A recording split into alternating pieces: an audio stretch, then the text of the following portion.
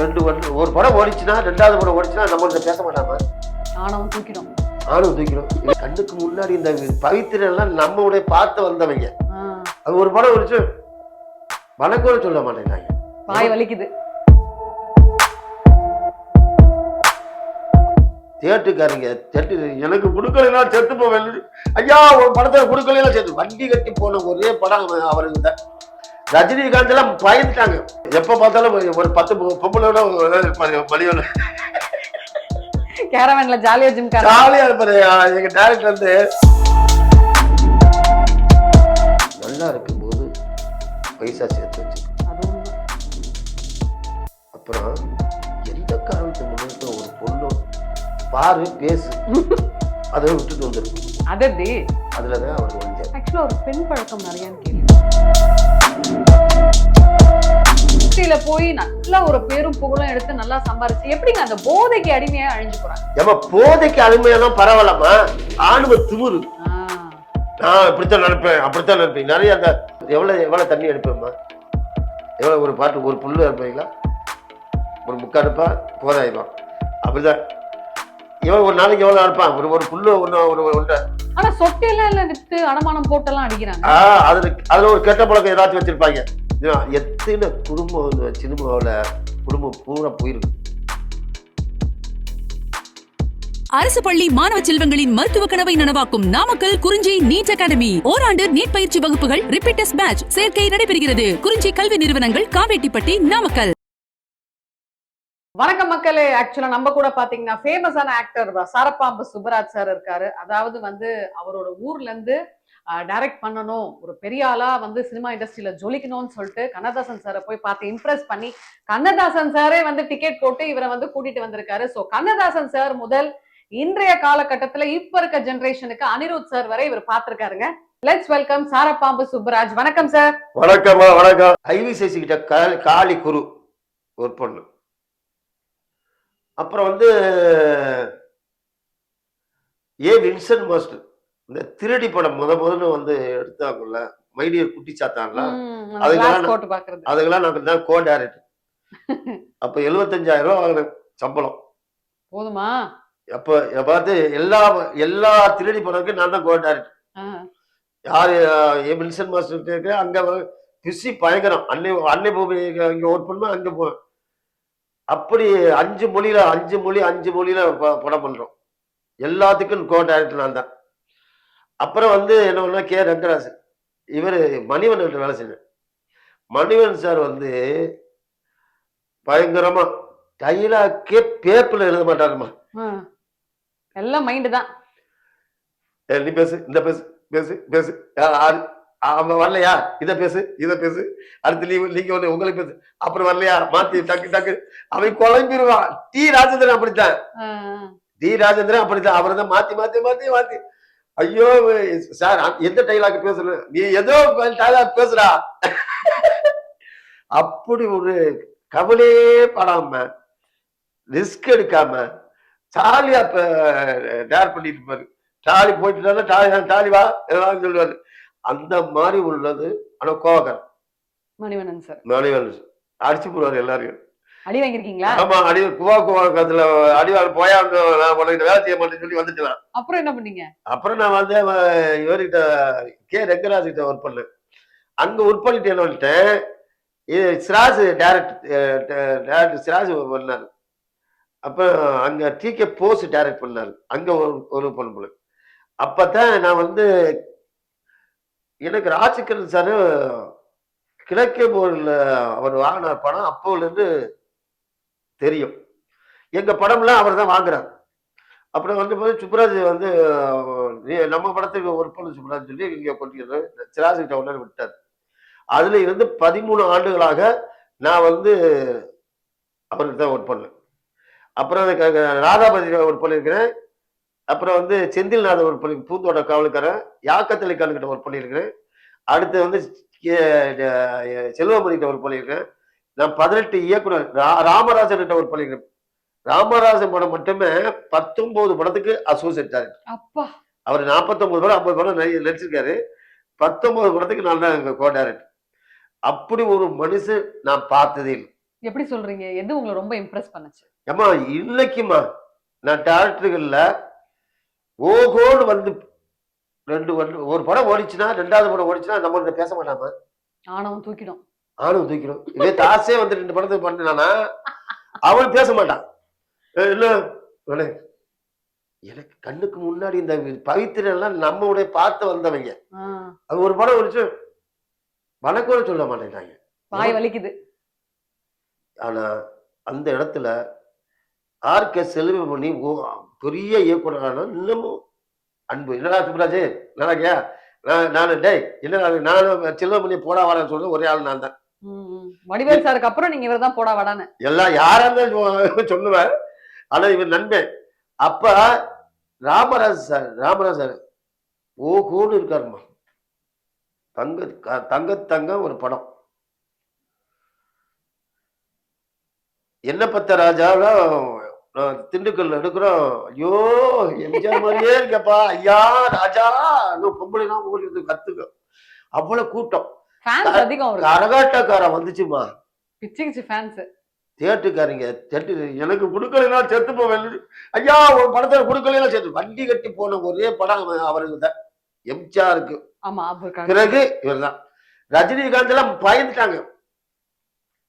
ராமராஜன் படம் இல்லை அப்படி போகுது. ரஜினிகாந்த் ஒரு விஜயகாந்த் எல்லாரும் பயப்படுறாங்க. என்ன பண்ணுவோம் எல்லா படம் ஒரு இட்டு தங்கம் போய் இறங்குறோமா. கரகாட்டக்காரன் முடிஞ்ச பிறகு தங்கம் இதுல கோபிச்செட்டி பாடத்துல ஐயோ என் ராஜா எம்ஜிஆர் தலைவா ஐயா அப்படி பொம்பளை கூட்டமா வண்டி கட்டி வந்து இவரை பார்ப்பாங்க.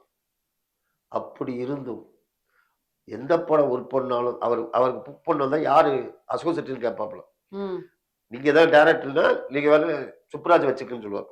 அவரே சொல்வாரா? ஏன்னா அவன் வந்தா தான் என்னுடைய கதைக்கு அவன் கரெக்டா இருக்கும்.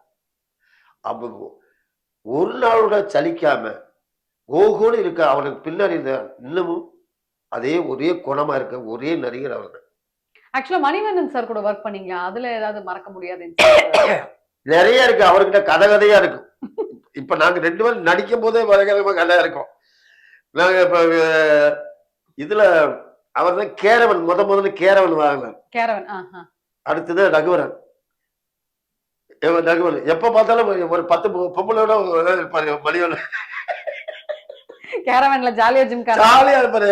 எங்க டைரக்டர் வந்து அது கவலையே பட மாட்டாரு. பெரிய அறிவாளிமா, மிகப்பெரிய அறிவாளி. ஆக்சுவலா நாங்க கேள்விப்பட்டோம் அவர் ஸ்பாட்டுக்கு வந்தாலே பயங்கரமா சிரிப்பு மூட்டு வரோம். அதான்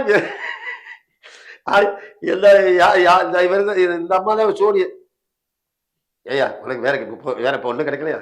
நல்ல பொம்பளை எனக்கு இது நல்லா சுப்ராஜ் நல்லா இருக்கா நல்லா உங்களுக்கு போதும் இல்ல எனக்கு போதும் சொல்ற. என் வண்டியில வந்து பாரு எப்படி இருக்குன்னு. அதே மாதிரி இன்னொரு டவுட், மணிவண்ணன் சார் ஸ்பாட்டுக்கு வந்தா ஜோக்குன்னு சொன்னல, அவர் நிறைய டபுள் மீனிங் ஜோக் எல்லாம் சொல்லுவாராமே. நிறைய இருக்குமா. அதே மாதிரி கவுண்டமணி எல்லாம் பயங்கரமா டபுள் மீனிங் எல்லாம் பண்ணுவாரு. அவ தவிர டபுள் மீனிங் இருக்கிறது ரொம்ப மோசமான இது நம்ம வெள்ளியார மூர்த்தி அண்ணன் தான். அது பேசுறது பூராமே டபுள் மீனிங் தான் இருக்கும். மனபாலாவுக்கு வந்து மனபாலா அண்ணன் வருவாரு. சுப்ராஜ் இல்லடா என்ன இன்னைக்கு சீனு பண்ணிருக்கீங்க வச்சிருக்கீங்க அண்ணா 2 சீன் இருக்குண்ணா. 2 சீன் தானே அப்படா சீக்கிரம் கொடுக்கடா அடுத்து போகணும். ஒரு படத்துக்கு ஒரு 2 கால் சீட்டு கொடுத்துப்பாரு 3 கால் சீட்டு கொடுத்துப்பாரு. லேட் ஆச்சுன்னா என்ன பண்ணுவாரு? உடனே போன் பண்ணாரு. அவருக்கு கேளுங்க தம்பி சுப்ராஜ் சும்மா தாண்டா இருக்கிறேன் ஏதோ சீன் இருக்குமாடா நமக்கு இன்னைக்கு கேட்பாரு. நாளைக்கு இருக்குண்ணா. நாளைக்கு அவன் கேட்கானு. அப்புறம் தாசு சும்மா தானே இருக்கிறேன். வடிவேலு நான் சும்மா தாண்டா இருக்கிறேன். விவேக் நான் சும்மா தாண்டா இருக்குன்னு சொல்லிட்டு கடைசியில் எல்லாருக்கும் ஒரே நேரத்துக்கு வாழ்த்தா. அவ்வளவுதான். வந்தவன எனக்கு ஒரு சீனு போனேன் அடுத்த சீனுக்கு நான் அங்கே போறேன். நிறைய நடிப்பாரு மனோபலா. கடைசி இறக்கும் போது எவ்வளவு படம் நடிச்சாரு. அதெல்லாம் வந்து மிகப்பெரிய இழப்பு. டைரக்டர் ஆகி இயக்குனராகி எனக்கு பாரதிராஜா கிட்ட இருக்கும் போதே நண்பர். அந்த அவர் வீட்டுக்கு போனா அவர் ஆபீஸ் போனா சமையல் பண்ணி அவரே சமையல் பண்ணி கொடுப்பாரு. மனோபலாவே சமையல் பண்ணுவார். ஆனா அவர் மட்டன் கறி சாப்பிட மாட்டாரு. நமக்கு செஞ்சு கொடுப்பாரு. அவர் ஐயரு. அப்படி ஒரு நல்ல மனசு. அதே மாதிரி நம்ம மயில்சாமி ம். எல்லாருக்கும் செஞ்சு தர்மராஜா அவன் எல்லாரும் யாராச்சும் உடம்பு சரியில்லை டேரக்டர் உடம்பு சரியில்லையோ நடிகர் உடம்பு நேரா சத்யராஜுக்கு போன் பண்ணுவாங்க. ஆனா இந்த போண்டாமணி ரொம்ப உடம்பு சரியில்லாம இருக்கான், ஒரு 50,000 தேவைப்படும், நீங்க எவ்வளவு கொடுக்குறோ கொடுக்குது, ஒரு 10 ரூபா சரி ஒரு 10 ரூபா கொடுத்து நேரா போய் வாங்கிடுவாப்ல. பாசு பி வாசுக்கு அவரு ஒரு 10 ரூபா, இப்படி ஆளுங்களுக்கு வாங்கி கொண்டு வந்து 50,000 கொடுத்துருவாப்ல. பரவாயில்லையேங்க. 1,00,000 கொடுத்துருவாப்ல. அப்படித்தான் அவன் எல்லாருக்கும் செஞ்சது. பயங்கரமா யாரும் சாப்பாடு இல்லைன்னு சொல்ல மாட்டான். அவன் ஒரு தர்மராஜா. ஷூட்டிங்ல வந்துட்டானா, மாப்பிள இன்னைக்கு 4 கோழி, ம். அப்புறம் ஆட்டுத்தலை 2 போட சொல்லிக்கிறேன். நம்ம சாப்பாடு அங்கதான் சொல்லிட்டு நேரா ஒரு வீட்டுல சொல்லிட்டு வந்துருவாப்ல, காசை கொடுத்துட்டு. இங்க டேரக்டர் கிட்ட எல்லாருக்கும் அந்த சாப்பாடு தான். இவர் வீட்ல. அந்த வீட்டுல உங்க எந்த ஒரு ஷூட்டிங் போனாலும் ஓ! அங்க வீட்டுல சொல்லி சமையல் பண்ண சொல்லி எல்லாத்தையும் கொடுத்துருவாரு. ஆமா காசு கொடுத்துட்டு இங்க மத்தியானம் சாப்பாடுக்கு வந்துடுறாப்ல. அப்படி உள்ள அவன் ஒரு நடிகை, மிகப்பெரிய ஒரு நடிகை மயில்சாமி. மயில்சாமி. அவன்லாம் நம்மளுக்கு இறப்பு பெரிய இது. இந்த மாதிரி இயக்குநர்கிட்ட நிறைய ஒர்க் பண்ணும்போதெல்லாம் பயங்கரமா. ஏன் ஜெகநாதன்கிட்ட அசிஸ்டன்ட்ட போய் சேர போறேன். சேர்ந்த ஃபர்ஸ்ட் நாள் ஐயா வணக்கம், இந்த டேரக்டர் காலில் சின்ன பையனா பாருங்க, ஒரு 18, 16 வயசு 17 வயசுல. என்னப்பா அசிஸ்டன்ட் சேர்ந்து? என்னது அசிஸ்டன்ட்? நான் ஜெகநாதன் எம்ஏ பிஏ தெரியுமா? என்ன படிச்சேன்? நான் 10th படிச்சிருக்கேன் சார். 10th படிச்சேன். நான் ஆணவனும் எழுத தெரியாது, எப்படி போ கொஞ்சம். மறுநாள் போய் நிற்பேன். 3 நாள் சென்ற பிறகு கல்ல தூக்கிட்டாரு. இந்த பக்கம் வந்து அவருக்கு 4வது நாள் நிற்பேன், கம்ப தூக்கிட்டாரு. அப்புறம் 5வது நாள் நிற்பேன், தொடப்ப கட்டை தூக்கினாரு. ஒரே ஓட்டம். அந்த கோயில் இருந்து ஓடிவாரு, டேரக்டர் காலத்துல அந்த கோயில் வரை பிள்ளையார் கோயில் ஓடி வரும், அதே ஓடி வருவார். ஆனா நீ என்னதான் இருந்தாலும் அசண்டா சேராம விட மாட்டேன் சொல்லி டெய்லி போய் நிற்பேன். அப்புறம் என்னதான் ஆச்சு? அப்புறம் என்ன ஆச்சு, ஒரு அளவு தாங்க முடியாது. அவர் எப்ப பார்த்தாலும் அறுவாளை கம்பளை தூக்குறான்னு அந்த ஆள் வண்டி போன பிறகு நேரா வீட்டுக்கு போவேன். அம்மா கிட்ட போய், அம்மா வணக்கம், எப்படியாச்சும் எடுத்துட்டு இருக்கு நம்மளுக்கு கால விழுது. அம்மா என்ன அவங்க என்ன நல்ல பிள்ளையா இருக்கான்னு சொல்லிட்டு இந்த போய் பால் வாங்கிட்டு வா, இந்த அது காய்கறி வாங்கிட்டு வா, அதெல்லாம் வாங்கி நான் கொடுப்பேன். அப்புறம் கொடுத்து அவரை நான் காய்கறி வாங்கிட்டு சொல்லி அவர் திரும்பி ரிட்டர்ன் ஆகி வந்துட்டாரு. டேய் இல்லடா உள்ள வீட்டுக்கு வந்துட்டான். ஏங்க என் பிள்ளைய அடிக்காதீங்க. இல்ல பிள்ளைங்க இல்லைன்னு அவன் தான் எல்லாமே வாங்கி கொடுங்க, அவன் பிள்ளைய அசண்டா சேர்த்துக்குன்னு சொல்லி அவ்வளவுதான். அப்புறம் அம்மா சொன்ன பிறகு அவன் சொல்ல சேர்த்தாங்கம்மா. அதெல்லாம் பயங்கரமான காமெடி. ஆக்சுவலா ₹1 சம்பாதிக்கிறதே குதிரை கொம்பு மாதிரி இருக்கும். ஆமா உங்களுக்கு தெரிஞ்சு இப்ப நீங்க சந்திரபாபு சார் சொன்னீங்கல்ல, ஆமா அந்த மாதிரி யாராவது நீங்க இண்டஸ்ட்ரியில ரொம்ப வருஷமா இருக்கீங்க, நல்லா சம்பாரிச்சு பேரும் புகழும் நல்ல பணம் காசோட இருந்து ஒண்ணுமே இல்லாம போயிடுவாங்க தெரியுமா? அந்த மாதிரி யாராவது அந்த மாதிரி பாத்துருக்கீங்க? எங்க டைரக்டர் மகேந்திரன் சார், எங்க டைரக்டர் மகேந்திரன் ஓகோன்னு இருந்தார். அந்த மாதிரி ஒரு மனுஷனை பார்த்தது இல்லை. சரக்கு அடிச்சு ஒண்ணுமே கடைசி காலத்துல நல்லபடியா வரும்போது செத்து விட்டார். இல்ல நடிச்சார்ல அவரெல்லாம். அவர் சொல்லுவாரு, நீ நல்லா இருக்கும்போது பைசா சேர்த்து வச்சுக்கு, அது உண்மை. அப்புறம் எந்த காரணத்துக்கு முன்னிட்டு ஒரு பொண்ணு பாரு பேசு, அதை விட்டுட்டு வந்துரு. அது எப்படி? இல்ல உன் பொண்டாட்டி உன் பொண்டாட்டி வச்சுக்கிட்டு, பொண்டாட்டி இருக்கு உனக்கு, பொண்டாட்டி இருந்துக்கிட்டு இன்னொரு பார்த்து பேசி இது, அதை போய் நீ வச்சுக்கிட்டு பிரச்சனை. அந்த 2 வீடு சண்டை நடக்கும் பாரு, அதுலதான் அவர் ஒழிஞ்சார். ஆக்சுவலா ஒரு பெண் பழக்கம் நிறையான்னு கேள்விப்பட்டோம். அதாங்க இதுல ஒரு ஒரு நம்ம அம்மா அவங்க பிரேமி அம்மாவோட பழக்கம் ஏற்பட்டு அதுல வந்தவங்க தான். அவங்க அம்மாவே சொல்லுவாங்க, நான் நல்லாபடியா நான் வேண்டாம்னு தான் சுப்ராஜ் சொன்னேன், அவரு தான் நீ நான் எம்ஜிஆர் காலத்திலேயே நான் நடிச்சவன், எம்ஜிஆருக்குள்ளே எல்லாரும் கேட்டாங்க, நான் அப்பவே ஒத்துக்கல, இவரு தான் என்னை தொந்தரவு பண்ணி கடைசியை பார்த்த ஒரு குழந்தை அவருக்கு பிறந்தது. அந்த வீட்டுல சண்டை, இந்த வீட்டுல சண்டை, பெரும் பிரச்சனை சுப்ராஜ். சொல்லி எங்க அம்மாவே பிரமியமாவே சொன்னாங்க. அதான் அவங்களே சொல்லுவாங்க, நீ நீ கல்யாணம் பண்ணிட்டீன்னா அடுத்த பொண்ணோட நீ பழக்க வழக்கம் வச்சுக்காத. நீ வந்து கல்யாணம் பண்ணி குடும்பம் கெட்டு போகும்டா, குடும்பம் கெட்டு போகும், நீ ஒண்ணுமே இல்லாம போயிடுவேடா சொல்லுவோம். அதே மாதிரி அவரும் சொல்லுவாரு டேரக்டர். அந்த மாதிரி நிறைய இப்ப இவன் எடுத்துக்கங்க, விஜய் மீசக்கார விஜய் ஒண்ணுமே இல்லாம போனாருமா கடைசியில. அவரும் பெண் பழக்கமா? இல்ல அவர் சரக்கு அடிச்சு எல்லாம் ஒண்ணுமே ஷூட்டிங் போக மாட்டாரு, அப்பா வைக்க மாட்டாரு, நல்ல ஓகோன்னு இருந்தவர். ஆக்சுவலா ஒரு டவுட் உங்ககிட்ட கேக்குறேன். நம்ம சம்பாதிக்கிறது நல்லா சந்தோஷமா இருக்கணும், சாப்பிடணும், நம்ம குடும்பத்தையும் நம்மள சார்ந்தவங்களையும் நல்லா இருக்கணும் தான் நம்ம சம்பாதிக்கிறோம். இண்டஸ்ட்ரியில போய் நல்ல ஒரு பேரும் புகழும் எடுத்து நல்லா சம்பாதிச்சு எப்படிங்க அந்த போதைக்கு அடிமையா அழிஞ்சு போறாங்க? ஏமா போதைக்கு அடிமையானா பரவாயில்லமா, ஆணுவ திமுரு. நான் இப்படித்தான் நினைப்பேன், அப்படித்தான் நினைப்பேன். நிறைய அந்த இதுல இந்த குஷ்பு பிரபன் நடிச்சாங்களே, அது என்ன படம்? எந்த படம்? 3 பேர் அண்ணன் தம்பி இருப்பாங்களே, சின்ன தம்பி. அதுல ஒரு உதயான்னு சொல்லி ஒரு பையன் இருந்தாப்புல. அவன் ஓகன்னு வந்துட்டு அவன் தண்ணி அடிச்சே தனியா இருப்பான். தாடி வச்சவரா இல்ல இன்னொருத்தரா? இன்னொருத்தர் சிவப்பா இருப்பான். Okay okay. அவன் நடிகர் சங்கத்துல வந்து செத்து கிடந்தான். அப்படியே ஏகப்பட்ட இந்த குருத்தனப்பால் டைரக்டர் அவர் வந்து ஓகோன்னு இருக்கும்போது ஆணவத்துக்கு ஒரு பயங்கரமா இருந்தார். அவர் ஒண்ணுமே இல்லாம செத்தாரு. ஏவிஎம் நிறைய பேரு அடிமை ஆகுறது. எவ்வளவு தண்ணி எடுப்பேம்மா, எவ்வளவு ஒரு பாட்டு ஒரு புல்லு இருப்பீங்களா, ஒரு முக்காடுப்பா போதாயிப்பான். அப்படிதான் இவன் ஒரு நாளைக்கு எவ்வளவு அனுப்பான், ஒரு புல்லு ஒன்றை. ஆனா சொத்தையெல்லாம் இல்ல வித்து அடமானம் போட்டெல்லாம் அடிக்கிறாங்க. அதுல ஒரு கெட்ட பழக்கம் ஏதாச்சும் வச்சிருப்பாங்க. சீட்டு விளையாடுறது, அதுல விளையாடுறது. அது முதல்ல மனைவிய நேசிக்கணும். அத அம்போடு விட்டுருவாங்க. நீ போடி. எத்தனை குடும்பம் சினிமாவில் குடும்பம் பூரா போயிருக்கு.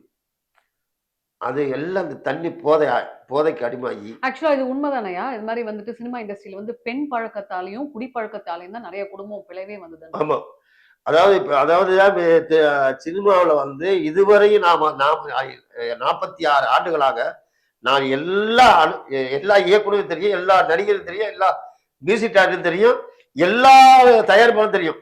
ஆனா எல்லாருமே ஒண்ணுமே இல்லாம போனது, ஒண்ணுமே இல்லாம குடிப்பழக்கம் வந்து அதோட பெண் பழக்கம், சீட்டு விளையாடுறதுல உள்ள அதுலதான் போயிடாங்க. அதாவது நல்லா வளர்ந்துட்டு வரும்போது நம்ம சைலண்டா இருக்கணும், அடக்கத்தோட. முடிஞ்ச பிள்ளை குட்டி இருந்தா கல்யாணம் பண்ண இருந்தா வந்து பிள்ளைகளுக்கு படிக்க வைக்கணும். அது மாதிரி இருக்கணும். எஸ்பி முத்துராமன் சார் இருக்காருல்ல, உலகத்துல அந்த மாதிரி ஒரு டைரக்டர் யாருமே இல்லை. கணக்கு போட்டு வேலை செய்வாருமா. வி சேகர் சார் டைரக்டர் அதே மாதிரிதான் கணக்கு போட்டு வேலை செய்வார். அதே மாதிரி ஐயா தேவர் ஐயா கணக்கு போட்டு கரெக்டா பண்ணுவார். அந்த சங்கில் முறையில அப்படி ஒரு பயங்கரமான நம்ம தான் கணக்கு போட்டு கரெக்டா இருப்பார். ஏவிஎம் இருக்கிற எல்லாமே கணக்கு போட்டு வந்தவங்க தான். சிலவங்க தான் ஒண்ணுமே இல்லாம போயிடும். இந்த மாதிரி ஒரு தயாரிப்பாளர்கள் நிறைய தயாரிப்பாளர்கள் ஒண்ணுமே இல்லாம போயிட்டாங்க. ஒரு 6 படம் 7 படம் வந்து நல்லா இருந்தா அதுக்கு முன்னாடி ஒண்ணு இல்லாம போயிட்டாங்க. இப்ப சௌத்ரி சாரு இந்த நம்ம தாசு இருக்காப்ல 100 படம் ஆச்சு. அவர் தயாரிப்பாளர் ஒரு லெவல்ல ஒரு தயாரிப்பாளர் அந்த ஸ்பாட்டுக்கு வரவே மாட்டார். நம்பிக்கையா? நம்பிக்கை. தயாரிப்பாளர் அது ப்ரொடக்ஷன் மேனேஜரு, கேசியரு, டைரக்டர். ஒரு படத்துக்கு காலையில எப்பாச்சும் வந்து பூஜைக்கு வருவார். நான் வந்து ஃபர்ஸ்ட் படத்துல இருந்து நான் பார்த்தேன். எது விக்ரம் சாரு டைரக்ட் பண்ணும்போது நான் தங்கம் பண்ணிக்கிட்டு இருக்கிறேன். அதே மியூசிக் டைரக்டர் தான் எஸ் ஏ ராஜகுமார் தான். அங்க அதுதான் முதல் படம் அவங்க. அப்ப நான் அங்க அப்ப வந்து விக்ரம் சார் வந்து சுப்பிரமணி பேர். அப்புறம் வந்து அவர் விக்ரம் சார் வந்து நம்மள நேரா சுப்ராஜ் வந்து எனக்கு கதையை கேட்டு போங்கன்னு சொல்லி அங்க போக அன்னையிலேருந்து நம்ம பழக்கம். ஒழுக்க வழக்கமா இருக்கும். நிறைய தயாரிப்பாளர் என்ன வந்தாங்க தெரியுமா, நான் தான் டைரக்டர் இருக்கும்போது நான் கதை வந்து சொல்லி எல்லாம் பண்ணி எல்லாத்தையும் மியூசிக் போனோம். என்னுடைய உதவியாளருங்க, இவர் தான் மேனேஜரு, இவர் தான் ஆர்ட் டைரக்டர், இவர் தான் கேமரா, நான் தான் சொல்றேன் எல்லாம். சரி அவங்க புது சேனல் வருவாங்க, சரி அதெல்லாம் பண்ணுவாங்க. திடீர்னு ஒரு கேரக்டர் லேடிஸு ஒரு செகண்ட் கேரக்டர் வந்திருக்கேன், நான் ஹீரோனி வந்திருக்கேன், இல்லாட்டி அந்த ஹீரோனியா இருக்கலாம் ஜோதிங்களேன். நான் போய் அம்மா இந்த எனக்கு வேலை சொன்னா அந்த ப்ரொடியூசர் அந்த வீட்டுக்கு அங்கே வந்துடுவாங்களே, அவங்கள ஒரு பழக்கம் ஆகிருக்கும். அந்த டேரக்டர் சீனை ஒன்றுமே கொடுக்க மாட்டேங்க, மாற்ற நேராக டேரக்டர் இங்கே வா சீனை மாற்று. அந்த பொண்ணுக்கு நான் சீனு இல்லை சார் கதை இந்த கதை இல்லையோ இந்த மாதிரி போடியா நான் தான் தயாரிப்பாளர். இது மிஸ் ஆகி நிறைய பேர் போகுது. இதுலயே போய்டும் நினைக்கிறேன். இதுலதான் சினிமாவே அழியுது. அந்த டைரக்டர் வந்து பண்ண முடியாம அந்த பொண்ணு அவங்க அந்த இது நிறைய நடக்குது. பெரிய தயாரிப்பாளர்னா அந்த ஸ்பாட்டுக்கு வர மாட்டாங்க. தாண்டனா ஒரு நாளும் போயிருக்க மாட்டாங்க. இப்ப ஒரு நாளும் அங்க போயிருக்க மாட்டாங்க. அதனால பெரிய தயாரிப்பாளர்கள், பெரிய ஆனஸ்டான உள்ள ஆளுங்க பூராமே நல்லா வழியா இருக்கு. இந்த சின்ன தயாரிப்பாளருக்கு போய் மாட்டிக்கிறது. நான் போய் 4 மணிக்கு எழுப்பி விடுறேன். இல்ல கல்யாணம் இல்ல என்னடா சொல்றேன், ஒரு பொண்ணு ஓடி வந்துட்டாளா, சரி வந்துடா போயிடலாம். அவன் சொன்ன சரி போயிடாத, அவன் கூட்டிட்டு வந்திருக்கான். அப்புறம் நாங்களாம் நம்ம தான் கல்யாணம் பண்ணி சொல்லிடுவாங்க, மாட்டி வச்சு போகாத. சூப்பரா இருக்கல, செக்ஸா பேசுவார் பயங்கரமா. அப்படியா? பயங்கர செக்ஸா பேசுவார். சொல்லிட்டு அவன் புருஷ யாரு கேள்வி அவன் சொல்றாரு, பொட்டு என் நெத்தியில வச்சுக்கின்னு சொல்றான். அந்த ஐயர் சொல்றான் ஒரு பொண்ணு கேட்கு வையா சொல்றான். நான் சொன்னேன் என்னையா அவங்க பாட்டுக்கு சொல்றீங்க, அந்த பொண்ணு இப்பதான் ஒரு தரம் பார்த்தா 2 தரம் பார்த்து வைக்க சொல்லுங்க ஐயா. அரசு பள்ளி மாணவ செல்வங்களின் மருத்துவ கனவை நனவாக்கும் நாமக்கல் குறிஞ்சி நீட் அகாடமி. ஓராண்டு நீட் பயிற்சி வகுப்புகள், ரிப்பீட் டெஸ்ட் பேட்ச் சேர்க்கை நடைபெறுகிறது. குறிஞ்சி கல்வி நிறுவனங்கள், காவேட்டிப்பட்டி, நாமக்கல்.